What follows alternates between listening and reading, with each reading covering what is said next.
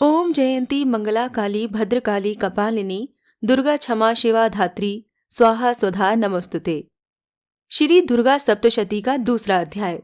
देवताओं के तेज से देवी का प्रादुर्भाव और महिषासुर की सेना का वध करना।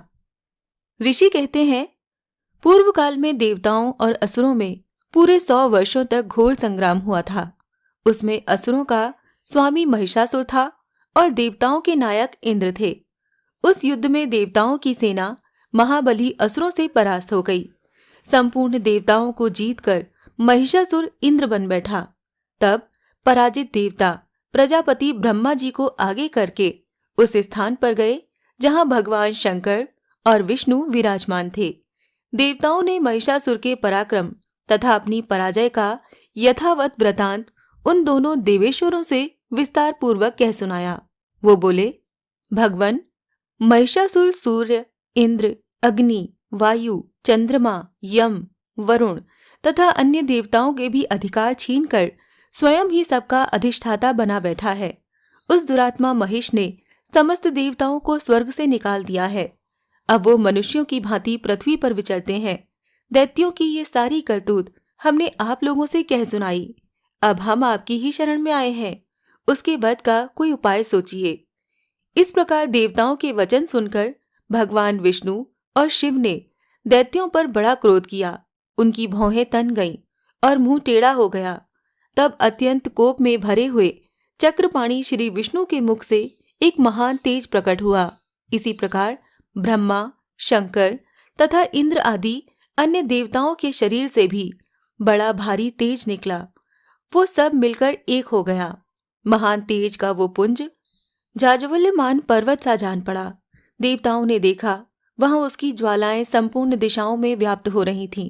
संपूर्ण देवताओं के शरीर से प्रकट हुए उस तेज की कहीं तुलना नहीं थी। एकत्रित होने पर वो एक नारी के रूप में परिणत हो गया और अपने प्रकाश से तीनों लोकों में व्याप्त जान पड़ा। भगवान शंकर का जो तेज था, उससे उस देवी का मुख प्रकट हुआ। यमराज के तेज से उसके सिर में बाल निकल आए।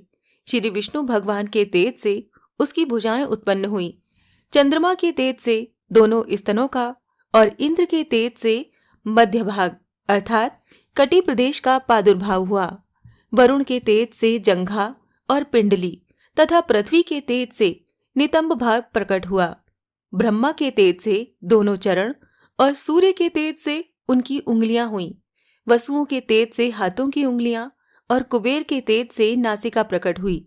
उस देवी के दांत प्रजापति के तेज से और तीनों नेत्र अग्नि के तेज से प्रकट हुए थे। उसकी भौहें संध्या के और कान वायु के तेज से उत्पन्न हुए थे। इसी प्रकार अन्य देवताओं के तेज से भी उस कल्याणमयी देवी का आविर्भाव हुआ। तदंतर समस्त देवताओं के तेज पुंज से प्रकट हुई देवी को देखकर महिषासुर के सताए हुए देवता बहुत प्रसन्न हुए। पिनाकधारी भगवान शंकर ने अपने शूल से एक शूल निकालकर उन्हें दिया। फिर भगवान विष्णु ने भी अपने चक्र से चक्र उत्पन्न करके भगवती को अर्पण किया। वरुण ने भी शंख भेंट किया। अग्नि ने उन्हें शक्ति दी और वायु ने धनुष तथा वाण से भरे हुए 2 तरकश प्रदान किए। सहस्र नेत्रों वाले देवराज इंद्र ने अपने वज्र से वज्र उत्पन्न करके दिया और ऐरावत हाथी से उतारकर 1 घंटा भी प्रदान किया। यमराज ने काल दंड से दंड, वरुण ने पाश, प्रजापति ने स्फटिकाक्ष की माला और ब्रह्मा जी ने कमंडलू भेंट किया। सूर्य ने देवी के समस्त रोमकूपों में अपनी किरणों का तेज भर दिया। काल ने उन्हें चमकती हुई ढाल और तलवार दी। क्षीर समुद्र ने उज्ज्वल हार तथा कभी जीर्ण न होने वाले 2 दिव्य वस्त्र भेंट किए। साथ ही उन्होंने दिव्य चूड़ामणि, 2 कुंडल, कड़े, उज्ज्वल अर्धचंद्र, सब बाहुओं के लिए केयूर, दोनों चरणों के लिए निर्मल नूपुर, गले की सुंदर हंसली और सब उंगलियों में पहनने के लिए रत्नों की बनी अंगूठियां भी दीं। विश्वकर्मा ने उन्हें अत्यंत निर्मल फरसा भेंट किया। साथ ही अनेक प्रकार के अस्त्र और अभेद्य कवच दिए। इनके सिवा मस्तक और वक्ष स्थल पर धारण करने के लिए कभी न कुंभलाने वाले कमलों की मालाएं दी। जलधि ने उन्हें सुंदर कमल का फूल भेंट किया। हिमालय ने सवारी के लिए सिंह तथा भांति भांति के रत्न समर्पित किए। धनाध्यक्ष कुबेर ने मधु से भरा हुआ पान पात्र दिया तथा संपूर्ण नागों के राजा शेष ने, जो इस पृथ्वी को धारण करते हैं, उन्हें बहुमूल्य मणियों से विभूषित नागहार भेंट किया। इसी प्रकार अन्य देवताओं ने भी आभूषण और अस्त्र शस्त्र देकर देवी का सम्मान किया। तत्पश्चात उन्होंने बारंबार अट्टहास पूर्वक उच्च स्वर से गर्जना की। उनके भयंकर नाद से संपूर्ण आकाश गूंज उठा। देवी का वो अत्यंत उच्च स्वर से किया हुआ सिहनाद कहीं समा न सका। आकाश उसके सामने लघु प्रतीत होने लगा। उससे बड़े जोर की प्रतिध्वनि हुई, जिससे संपूर्ण विश्व में हलचल मच गई और समुद्र कांप उठे, पृथ्वी डोलने लगी और समस्त पर्वत हिलने लगे। उस समय देवताओं ने अत्यंत प्रसन्नता के साथ सिंहवाहिनी भवानी से कहा, देवी तुम्हारी जय हो। साथ ही महर्षियों ने भक्ति भाव से विनम्र होकर उनका स्तवन किया। संपूर्ण त्रिलोकी को क्षोभग्रस्त देख दैत्यगण अपनी समस्त सेना को कवच आदि से सुसज्जित कर हाथों में हथियार लेकर सहसा उठकर खड़े हो गए। उस समय महिषासुर ने बड़े क्रोध में आकर कहा, ये क्या हो रहा है? फिर वो संपूर्ण अस्त्रों से घिरकर उस सिंहनाद की ओर लक्ष्य करके दौड़ा और आगे पहुंचकर उसने देवी को देखा, जो अपनी प्रभा से तीनों लोकों को प्रकाशित कर रही थीं। उनके चरणों के भार से पृथ्वी दबी जा रही थी। माथे के मुकुट से आकाश में रेखा सी खींच रही थी तथा वो अपने धनुष की टंकार से सातों पातालों को क्षुब्ध किए देती थीं। देवी अपनी हजारों भुजाओं से संपूर्ण दिशाओं को आच्छादित करके खड़ी थीं। तदंतर उनके साथ दैत्यों का युद्ध छिड़ गया। नाना प्रकार के अस्त्र शस्त्रों के प्रहार से संपूर्ण दिशाएं उद्भासित होने लगीं। चिक्षुर नामक महान असुर महिषासुर का सेना नायक था। वो देवी के साथ युद्ध करने लगा। अन्य दैत्यों की चतुरंगिनी सेना साथ लेकर चामर भी लड़ने लगा। 60,000 रथियों के साथ आकर उद्दग्न नामक महादैत्य ने लोहा लिया। 1 करोड़ रथियों को साथ लेकर महाहनु नामक दैत्य युद्ध करने लगा, जिसके रोएं तलवार के समान तीखे थे। वो असीलोमा नाम का महादैत्य 5 करोड़ रथी सैनिकों सहित युद्ध में आ डटा। 60 लाख रथियों से घिरा हुआ वाशकल नामक दैत्य भी उस युद्ध भूमि में लड़ने लगा।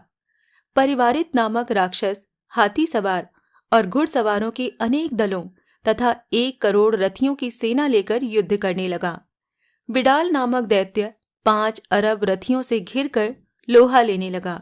इनके अतिरिक्त और भी हजारों महादैत्य रथ, हाथी और घोड़ों की सेना साथ लेकर वहां देवी के साथ युद्ध करने लगे। स्वयं महिषासुर उस रणभूमि में कोटि कोटि सहस्र रथ, हाथी और घोड़ों की सेना से घिरा हुआ खड़ा था।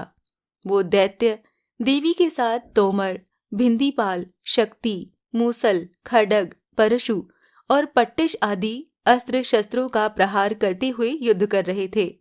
कुछ दैत्यों ने उन पर शक्ति का प्रहार किया, कुछ लोगों ने पाश फेंके तथा कुछ दूसरे दैत्यों ने खड्ग प्रहार करके देवी को मार डालने का उद्योग किया। देवी ने भी क्रोध में भरकर खेल खेल में ही अपने अस्त्र शस्त्रों की वर्षा करके दैत्यों के वो समस्त अस्त्र शस्त्र काट डाले। उनके मुख पर परिश्रम या थकावट का रंज मात्र भी चिन्ह नहीं था। देवता और ऋषि उनकी स्तुति करते थे और वो भगवती परमेश्वरी दैत्यों के शरीरों पर अस्त्र शस्त्रों की वर्षा करती रहीं। देवी का वाहन सिंह भी क्रोध में भरकर गर्दन के बालों को हिलाता हुआ असुरों की सेना में इस प्रकार विचरने लगा, मानो वनों में दावा नल फैल रहा हो। रणभूमि में दैत्यों के साथ युद्ध करती हुई अंबिका देवी ने जितने निश्वास छोड़े, वो सभी तत्काल सैकड़ों हजारों गणों के रूप में प्रकट हो गए और परशु, भिंदीपाल, खड्ग तथा पट्टिश आदि अस्त्रों द्वारा असुरों का सामना करने लगे। देवी की शक्ति से बढ़े हुए वो गण असुरों का नाश करते हुए नगाड़ा और शंख आदि बाजे बजाने लगे। उस संग्राम महोत्सव में कितने ही गण मृदंग बजा रहे थे। तदंतर देवी ने त्रिशूल से, गदा से, शक्ति की वर्षा से और खड्ग आदि से सैकड़ों महादैत्यों का संहार कर डाला। कितनों को घंटे के भयंकर नाद से मूर्छित करके मार गिराया। बहुतेरे दैत्यों को पाश से बांधकर धरती पर घसीटा।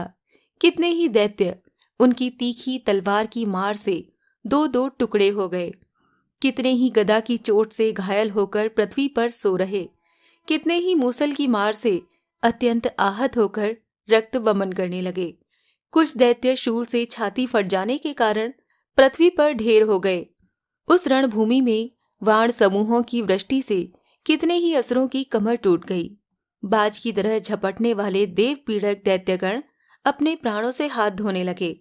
किन्हीं की बाहें छिन्न भिन्न हो गईं, कितनों की गर्दनें कट गईं, कितने ही दैत्यों के मस्तक कट कट कर गिरने लगे। कुछ लोगों के शरीर मध्य भाग में ही विदीर्ण हो गए। कितने ही महादैत्य जांघें कट जाने से पृथ्वी पर गिर पड़े। कितनों को ही देवी ने एक बाह, एक पैर और एक नेत्र वाले करके दो टुकड़ों में चीर डाला। कितने ही दैत्य मस्तक कट जाने पर भी गिरकर फिर उठ जाते और केवल धड़के ही रूप में अच्छे अच्छे हथियार हाथ में लेकर देवी के साथ युद्ध करने लगते। दूसरे कबंध युद्ध के बाजों की लय पर नाचते थे। कितने ही बिना सिर के धड़ हाथों में खड्ग, शक्ति और सृष्टि लिए दौड़ते थे तथा दूसरे दूसरे महादैत्य ठहरो ठहरो ये कहते हुए देवी को युद्ध के लिए ललकारते थे। जहां वो घोर संग्राम हुआ था वहां की धरती देवी के गिराए हुए रथ, हाथी, घोड़े और असुरों की लाशों से ऐसी पट गई थी कि वहां चलना फिरना असंभव हो गया था। दैत्यों की सेना में हाथी, घोड़े और असुरों के शरीरों से इतनी अधिक मात्रा में रक्तपात हुआ था कि थोड़ी ही देर में वहां खून की बड़ी बड़ी नदियां बहने लगीं। जगदम्बा ने असुरों की विशाल सेना को क्षण भर में ही नष्ट कर दिया। ठीक उसी तरह जैसे तृण और काठ के भारी ढेर को आग कुछ ही क्षणों में भस्म कर देती है, और वो सिंह भी गर्दन के बालों को हिला हिलाकर जोर जोर से गर्जना करता हुआ दैत्यों के शरीरों से मानो उनके प्राण चुने लेता था। वहां देवी के गणों ने भी उन महादैत्यों के साथ ऐसा युद्ध किया जिससे आकाश में खड़े हुए देवतागण उन पर बहुत संतुष्ट हुए और फूल बरसाने लगे।